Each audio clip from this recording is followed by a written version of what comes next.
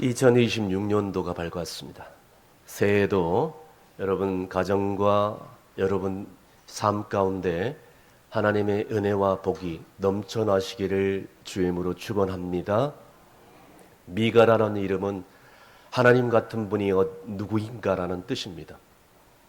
오늘 본문에 나와 있는 미가 선지자는 유다 왕 아하스, 그 다음에 요담, 히스기야 시대의 동시대에 예언했던 선지자입니다. 그 당시에 이 시대적 상황을 잠깐 말씀드리면 호화로운 사치가 아주 극치에 달했던 그런 시대였습니다. 그러니까 사람들 사이에 불신으로 가득될 수밖에 없었고요, 윤리적으로 타락하고 종교적으로 타락할 수밖에 없었어요.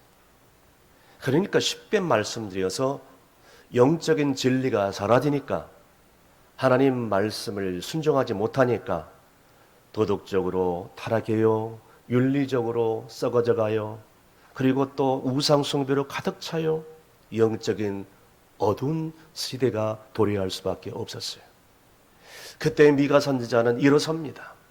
그리고 오늘 말씀을 대언할 수밖에 없죠. 여러분, 우리나라 상태는 어떻습니까?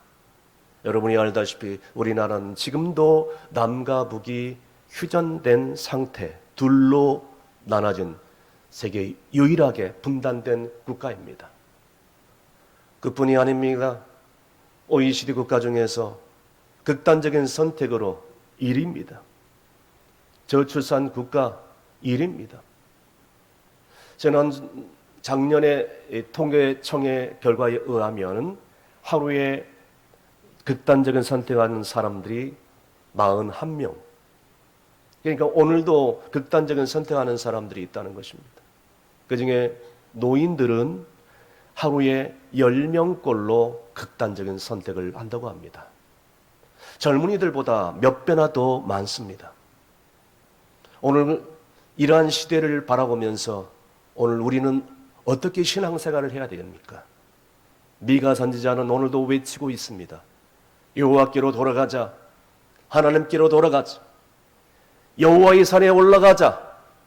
그 길만이 우리가 살 길이다. 여러분, 우리는 지금 하나님께로 돌아가야 될 때인 줄로 믿으시길 바랍니다. 왜 그랬습니까? 하나님께로 돌아가야 우리 가정이 살아나고, 또 우리 교회가 살아나고, 이 나라와 민족이 다시 한번 회복되는 것입니다. 암흑으로 가득 찬 이 땅에 하나님의 빛이 깃들게 되므로 하나님의 역사가 이루어지는 것입니다. 무엇보다도 중요한 것은 모든 이 인간 사이에 역사를 주관하시는 이가 하나님이신 줄로 믿으시길 바랍니다. 다 함께 따라가겠습니다. 역사의 주관자는 하나님이십니다. 아멘이십니까? 아무리 북한의 김정은이 핵실험을 한다 할지라도 여러분, 우리나라는 건재할 수밖에 없을 것입니다. 왜냐? 이렇게 강추에도 불구하고 새벽에 나와서 기도하고 무릎 꿇는 의인의 10명이 있기 때문에, 그럼에도 불구하고 하나님 앞에 나와서 눈물로 금식하며 기도하는 의인 100명이 있기 때문에, 바알신에 무릎 꿇지 않는 7천명의 사람을 남겼던 것처럼 우리나라는 그런 성도가 있기 때문에 우리나라는 앞으로 건재할 것입니다. 무엇보다도 오늘 인생의 마스터키는 하나님이 지고 계신다라고 미가 선지자는 선포를 하고 있는 것입니다. 그렇습니다. 우리의 인생, 내 힘으로 내 능으로 아무것도 할 수가 없는 거예요. 우리의 인생의 키는, 열쇠는 우리 하나님을 통해서 이루어지는 줄로 믿으시길 바랍니다. 오늘 본문의 말씀을 통하여 여러분, 우리의 삶에 새해 닫힌 문이 활짝 열리는 역사가 있기를 주님으로 축원합니다.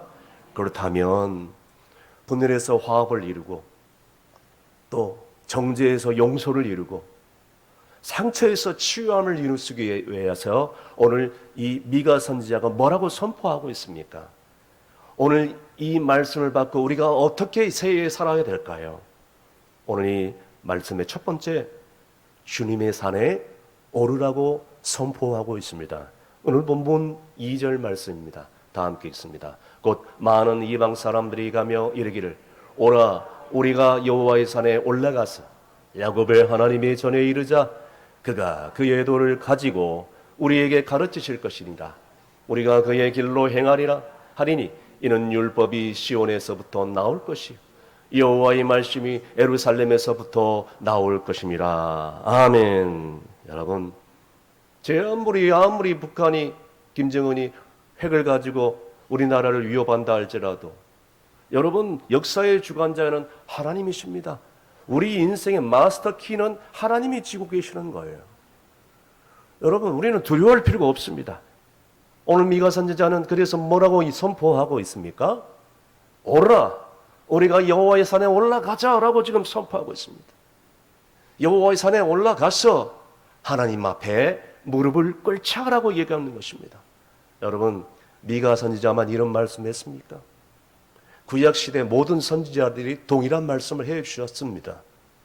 우리가 잘 알고 있는 사무엘 선지자 보세요. 민족적으로 위기가 왔을 때 어떻게 하면 어디로 모이라고 얘기했어요? 미스바로 모이라라고 하는 것입니다. 사무엘 선지자는 무슨 일이 터지기만 하면 미스바로 모여 하나님 앞에 무릎 꿇고 금식하며 기도하자라고 얘기한 것입니다. 여러분, 우리가 여호와의 잔에 올라와서 여호와의 산에 가서 하나님 앞에 무릎을 꿇어야 할 이유가 있다는 바로 이거예요. 하나님, 우리 인생에, 우리 가정에, 우리 교회에, 한국교회와 이 나라 민족의 앞에 인생의 모든 마스터 키는 우리 하나님이 쥐고 계신다. 그 믿음 때문인 것입니다. 주님이 해결해 주지 않으면 아무것도 할 수 없기에 우리 하나님 앞에 무릎을 꿇습니다. 하나님, 이 문이 닫히면 이 문을 열어주실 줄로 믿습니다. 하나님은 그렇게 하실 분이 신 줄로 믿습니다라는 그런 강력한 메시지를 오늘 미가 선지자는 선포를 하고 있는 것입니다. 하나님께서는 이런 희망의 메시지를 새해에도 동일하게 한국교회와 총성교회에 선포하고 있는 것입니다. 사랑하는 성도 여러분, 오늘 하나님의 도성 예루살렘의 모습을 우리 가운데 보여달라고 우리는 기도해야 될 줄로 믿으시길 바랍니다. 여러분, 새해에도 어떤 위기와 어떤 안 좋은 상황이 우리에게 기다리고 있는지를 모릅니다. 그럼에도 불구하고 우리 인생의 모든 것을 주관하고 계시는 분이 하나님이시라는 것을 믿고 의지하면서 살아간다면 오늘 그 문제가 터졌을지라도 미스바로 모여 기도하라는 이 사무엘 선지자, 미가 선지자의 그 말씀처럼 우리는 하나님 앞에 무릎을 꿇어야 된다는 것이죠. 하나님 앞에 무릎을 꿇어야. 무릎을 꿇는다는 것은 뭘 의미하냐? 내 힘으로 안 되기에, 내 계산적인 생각으로 안 되기에, 지금까지 살아오면서 바둥바둥 내 계산적으로, 내 감정으로, 내 생각으로 애썼던 것들이 아무런 헛되고 헛된 것이라는 것을 깨닫기 때문에 그런 것들을 다 내려놓고 우리 인생의 모든 문제를 마스터키를 쥐고 있는 하나님께 다 내어놓는 것을 의미합니다. 우리의 인생의 우선순위를 하나님 앞에 내어놓는 것입니다. 내 생각을 내려놓는 거예요. 그리고 내 모든 삶의 모든 것들을 하나님께 맡기는 것입니다. 집사람은 제가 이 길치라는 것을 잘 알고 있습니다. 제가 보기에도 길눈이 좀 모자란 것 같아요. 혼자서 차를 운전하다가 보면 제가 의지할 수 있는 것은 내비게이션밖에 없습니다. 가끔 잘못된 길로 빠지다 보면 내비게이션에 있는 상냥한 자매님이 화도 내지 않고 아주 부드러운 목소리로 저한테 얘기합니다. 경로를 이탈했으니 유턴해 주시길 바랍니다. 화를 내지 않습니다. 그런데 저희 집사람하고 함께 가다가 잘못 된 길로 빠지면요, 여지없이 이런 멘트가 날아옵니다. 당신의 눈은 XSR로 달고 다니냐고. 내비게이션을 보면서도 모르냐고. 아니, 내비게이션대로 따라가면 되는데 왜 당신 생각을 집어넣냐고. 할렐루야. 사랑하는 성도 여러분, 오늘 요한복음 5장 25절에 말씀하고 있습니다. 주님이 이렇게 말씀합니다. 다 함께 읽습니다. 진실로 진실로 너희에게 이르노니 죽은 자들이 하나님의 아들의 음성을 들을 때가 오나니 곧 이때라. 듣는 자는 살아나리라. 아멘. 따라했습니다. 하나님의 아들의 음성을 들을 때가 오나니 곧 이때라. 듣는 자는 살아나리라. 믿으신 분들은 크게 아멘 하시길 바랍니다. 믿으신 분들은 크게 아멘 하시길 바랍니다. 사랑하는 성도 여러분, 내 생각을 내려놓고 주님의 음성을 들어야 살아날 줄로 믿으시길 바랍니다. 들어야 삽니다. 내 생각 내려놔야 살아요. 내 고집, 내 아집 내려놔야 삽니다. 하나님 말씀을 들어야 순종해야 삽니다. 내 계집대로 살아가다가는 주님이 여지없이 말씀합니다. 경로를 이탈했으니 유턴하기를 바란다. 여러분, 유턴을 바로 하시면 주님 품에 돌아올 수 있음을 믿으시길 바랍니다. 내 고집대로 내 아집대로 살아가는 것은 아무 소용이 없습니다. 사랑하는 성도 여러분, 지금 우리의 인생에 유턴이 필요하지 않습니까? 오늘 주님이 계속해서 말씀하고 있지는 않습니까? 이 시간 내 고집의 산에서 내려와서 여호와의 산에 올라가 주님의 경로로 다시 한번 재설정할 수 있기를 주의 이름으로 축원합니다. 오라, 우리가 여호와의 산에 오르자. 주의 산에 올라와서 주의 성전에 올라가서 주의 도를 배우고 주의 율법이 여호와의 산에 올라가니 그 주의 율법을 우리의 삶 가운데 실천할 때 우리는 놀라운 하나님의 은혜를 새해에도 맛보게 될 줄로 믿으시길 바랍니다. 두 번째, 칼을 쳐서 보습을 만들려고 합니다. 계속해서 본문 3절입니다. 다 함께 읽습니다. 그가 많은 민족들 사이의 일을 심판하시며 먼 곳 강한 이방 사람을 판결하시니 무리가 그 칼을 쳐서 보습을 만들고 창을 쳐서 낫을 만들 것이며 이 나라와 저 나라가 다시는 칼을 들고 서로 치지 아니하며 다시는 전쟁을 연습하지 아니하고. 아멘. 여러분, 3절 방금 읽은 말씀에 따르겠습니다. 칼을 쳐서 보습을 만들고 창을 쳐서 낫을 만들라. 여러분, 21세기가 들어서면 이 어렸을 것 그만한 인간들이 자국주의로 자기 나라를 위한 다치고 땅을 다스릴 농기구보다 땅을 파괴할 무기들을 더 많이 생산합니다. 핵무기를 생산하려고 안달이 나 있습니다.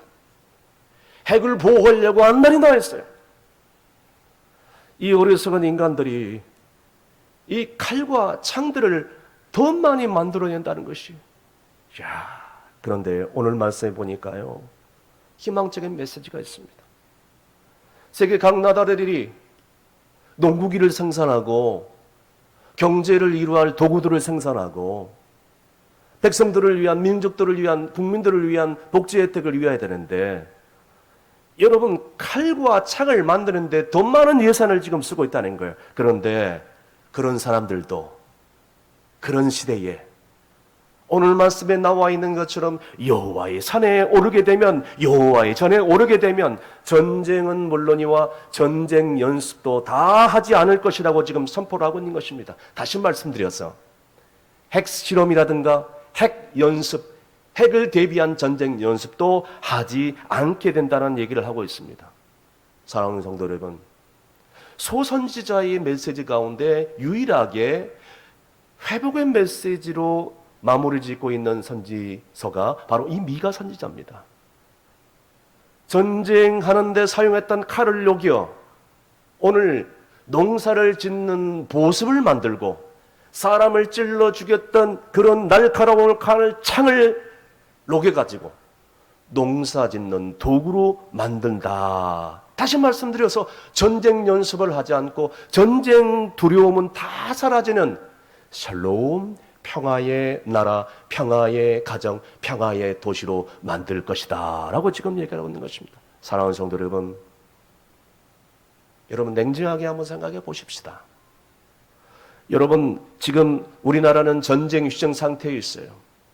저 북한의 김정일이 언제 도발할지는 몰라 대비해서 어쨌든 간에 국방비로 많이 소용되고 있습니다. 그 국방비가 한 해에 얼마나 되는지 여러분 모르시죠? 그 국방비가 이제는 하나님의 산에 오르게 되면, 하나님 말씀이 임하고 하나님 말씀 앞에 순종하게 되면 그 전쟁에 대비하는 국방비 예산이 아동, 청소년, 장애인, 노인복지, 우리 청년들의 실업 해결을 할 수 있는 그런 복지 예산으로 다 사용될 수 있다. 할렐루야. 사람을 죽이는 그런 도구를 녹여서 이제는 농사 짓는 도구, 살림 사는 도구, 복지 혜택을 이루어주는 도구로 만든다는 그런 뜻입니다. 여러분, 생각만 해도 그냥 희망의 메시지가 되지 않습니까? 사랑하는 성도 여러분, 하나님의 나라가 임하게 되면 우리 모두 다 여호와의 산에 올라가, 성전에 올라가 주의 율법의 도를 배우고 그 말씀을 실천하게 한다면 전쟁의 도구인 칼과 창이 평화의 도구인 농사기구로, 보습과 낫으로 바꿔진다, 이런 뜻입니다. 사랑하는 성도 여러분, 이런 날이 언젠가는 꼭 오게 되지 않겠어요? 그래서 에베소서 2장 14절 말씀에 뭐라고 말씀하고 있습니다. 다 함께 읽습니다. 그는 우리의 화평이신지라 둘로 하나를 만드사 원수된 것 곧 중간에 막힌 담을 자기 육체로 허시고. 아멘. 사랑하는 성도 여러분, 주님께서 이 땅에 오신 목적이 바로 이겁니다. 여러분에게 묻겠습니다. 여러분에게 들린, 손에 잡혀 있는 것은 날카로운 창, 낫입니까? 아니면 전쟁 도구입니까? 사람을 찌르는 그런 말에, 비난하는 말의 칼이 쥐어져 있지 않습니까? 상처를 주는 시기의 창이 여러분 손에 쥐어져 있지 않습니까? 남을 함부로 판단하고 정죄하는 그런 도구가 여러분의 손에 쥐어져 있지 않습니까? 스스로 한번 질문해 보시길 바랍니다. 주님의 성령이 내 가운데 임하게 한다면, 우리가 여호와의 산에 오르기만 한다면, 우리가 하나님의 말씀 앞에 온전히 순종하기만 한다면 복음이 내 안에 들어와서 날카롭고 정죄하고 비방과 판단으로 가득 찬 내 손에 들려있는 그 전쟁 도구가, 그 날카로운 비수 같은 도구가 사람을 살리는 사랑의 농기구로, 치유의 도구로, 회복의 도구로 바뀌어질 줄로 믿으신 분들은 큰 소리로 아멘 하시길 바랍니다. 큰 소리로 아멘 하시길 바랍니다. 우리 가정이, 우리 교회가 서로 찌르는 창 녹여서 그를 녹여 사랑으로 새롭게 하는 그런 놀라운 영적인 용광로가 되기를 주영으로 축원합니다. 마지막으로 참된 안식의 회복을 누리라고 말씀하고 있습니다. 4절입니다. 다 함께 있습니다. 각 사람이 자기 포도나무 아래와 자기 무화과나무 아래에 앉을 것이라. 그들을 두렵게 할 자가 없으리니 이는 만군의 여호와의 입이 이같이 말씀하셨습니다. 아멘. 여러분, 그 당시에 포도나무와 무화과나무는 부의 상징입니다.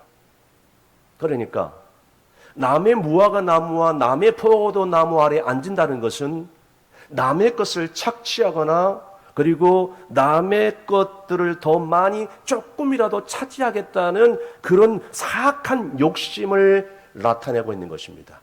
그런데 인간 사이에 이렇게 불신과 가득 찼는데 성령님이 임하기만 한다면, 여호와의 산에 올라가 주의 율법을 배우고 하나님 말씀을 배우기만 한다면, 실천하게 한다면 그런 일들이 다 사라진다고 말씀하고 있습니다.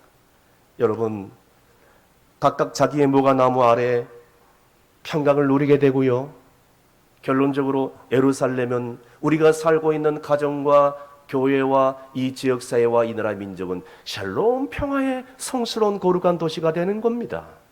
그래서 하나님이 다스리는 하나님이 임재하시는 그런 예루살렘이 샬롬의 도시가 되고 자기 포도나무 아래, 자기 무화과 나무 아래 평안히 눕고 안식과 쉼을 누리게 된다라는 뜻을 지금 담고 있습니다. 여러분, 이 말씀은 언제 성취될까요? 인간적인 욕심, 인간적인 그런 전쟁 도구를 내려놓고 여호와의 산에 오를 때만이 이것이 해소된다는 뜻입니다. 할렐루야. 다시 말씀드려서 여호와의 산에 오를 때만이 진정한 쉼과 안식을 누리게 되고 여호와의 산에 오를 때만이 진정한 행복과 기쁨을 누리게 된다라는 말씀합니다. 그런데 여러분, 우리 솔직하게 얘기합시다.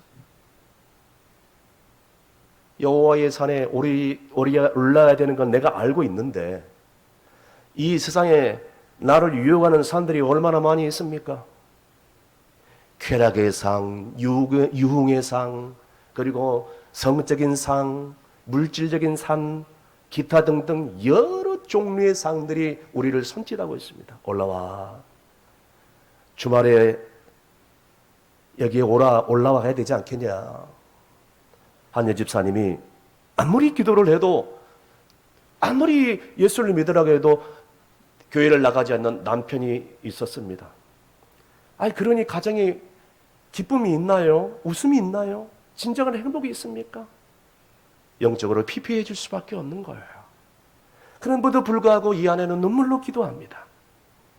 그래서 어떻게 해서든지 남편이 교회에 한 분이라도 땅을 밟을 수 있도록, 그래서 한시라도 빨리 돌아올 수 있도록 남편에게 담대하게 조금 세상 말로 잔머리를 굴려가지고 이렇게 제안합니다. 여보, 당신이 교회에 못 나가면 새벽에 당신 일찍 골프 치러 가잖아, 골프. 그러면 그 시간에 우리를 교회에 데려다 주고 당신은 당신 할 일을 해라. 그래가지고 이 남편이 또 아내가 이렇게 울면서 얘기하니까 어쩔 수 없이 주일날 교회 앞에 아침 일찍 아내와 아이들을 데려다 주는 것입니다. 그런데 어느 주일 아침이었어요. 습관적으로 자기도 모르게 아침 일찍 교회 주차장까지 들어와 버린 것이에요. 그런데 때마침 새벽 기도회를 인도하려 했던 목사님 사모님하고 딱 눈이 마주쳐 버린 거예요. 목사님 사모님이 알잖아요, 이분이 누구인지. 아이고, 어떻게 새벽 기도까지 나오셨냐고. 예. 아이고, 그래서 너무 수고하신다고. 그러면서 얼떨결에 오신 김에 잠깐 말씀 듣고 가시라고. 얼떨결에 목사님의 손이 잡혀가지고 예배당으로 올라가 버린 것이에요. 예배를 드리면서 오만 인상을 찌끄리면서 예배를 드리고 있는데 골프 동호원 친구들이 계속해서 문자가 옵니다. 야, 친구야, 너 어디서 자빠져 자고 있냐? 빨리 일어나서 빨리 오지 않고 뭐 하고 있나 지금? 너 지금 어디냐? 계속 문자가 계속 오는 거예요. 억지로 끌려 나왔어. 지금 예배를 드리고 있는데 예배 드린다고 말할 수도 없고, 그렇다고 지금 예배를 드리면서 벌떡 일어나서도 갈 수도 없고, 울며 겨자 먹기식으로 하나님 말씀을 듣고 있는데 그 순간입니다. 성령님이 그 불신 남편에게 임한 것입니다. 그러면서 말씀이 그 속에 들어간 것입니다. 그 순간 이 남편이 자기도 모르게 뜨거운 눈물을 흘리면서 회개의 그런 기도를 하는 것. 그 새벽 그날, 그 주일, 바로 그 불신 남편은 주님을 영접하게 됩니다. 그리고 그날 이후에 이 남편이 주일날 골프 치러 가는 것이 아니라 주일날 아내와 남편과 함께 모두 다 예배당에 예배를 드리러 가게 된 것입니다. 할렐루야. 그 가정에 기쁨이 찾아온 것입니다. 그 가정이 회복된 것입니다. 화평이 찾아오고 행복의 은혜가 임하게 된 줄로 믿으시길 바랍니다.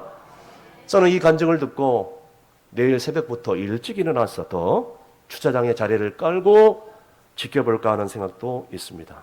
사랑하는 성도 여러분, 우리의 영혼을 건져내시면 여러분, 우리는 내 자신뿐만 아니라 우리 가정에 기쁨이 찾아오고 우리 교회가 회복되어지고 또 우리 삶에 놀라운 축복이 임하게 되는 것이에요. 그런데 현대인들은 주 5일 근무제를 지내면서도 이 이유가 뭔지 모르겠지만 하나님의 전에 오르길 줄을 모릅니다.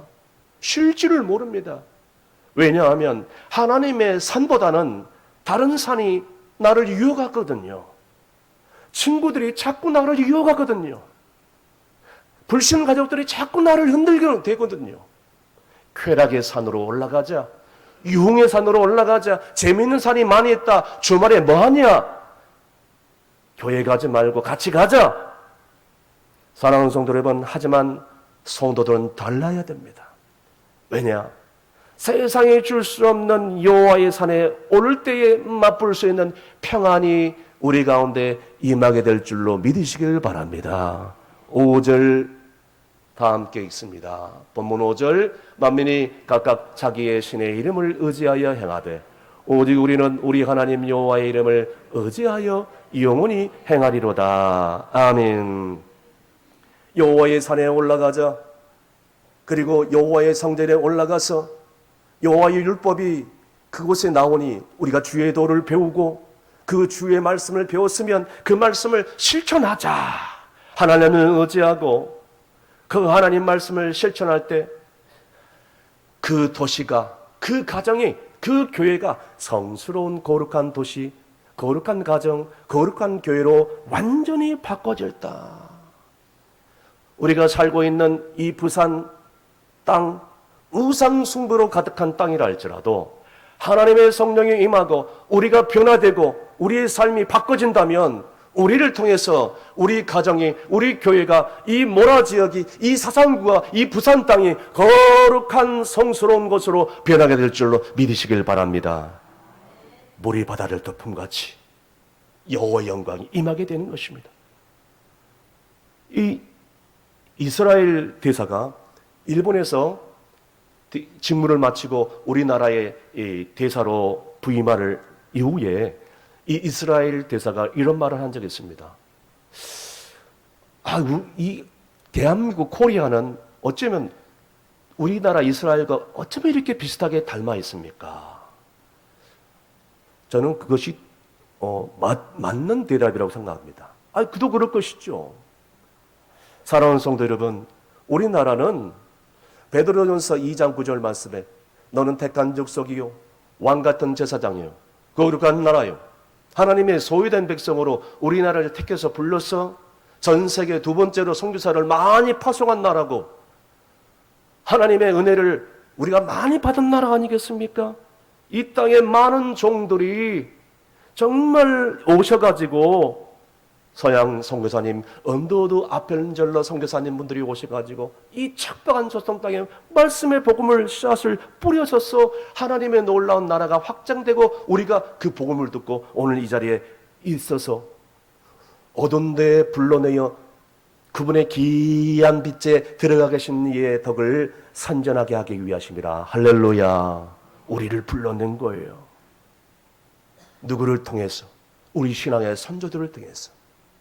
여러분, 길선주, 그 다음에 주기철, 손양원 목사님, 이런 분들의 새벽을 끼우도는 영성을 우리 신앙의 선배들이 그대로 받았어요.